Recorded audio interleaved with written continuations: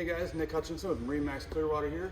I've got a 2019 Nautique G23 that just came in on trade. This is a coastal edition, and this is a great example of how the coastal editions hold up. This boat has 150 hours on it, and it was used in salt water, but it was very well taken care of. And as you walk around, you'll see that there is little to no corrosion anywhere on this boat.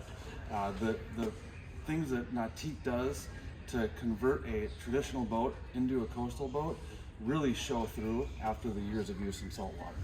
So let's walk on up, we'll take a look at the inside. So here we are inside the boat, and as you look around, you'll notice this boat is very loaded with features.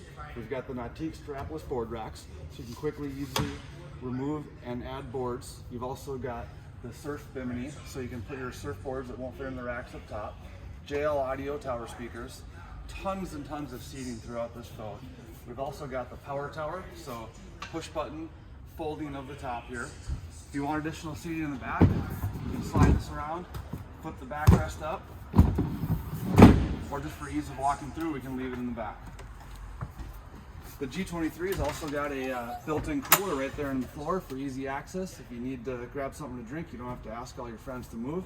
On the port side here, our backrest folds down.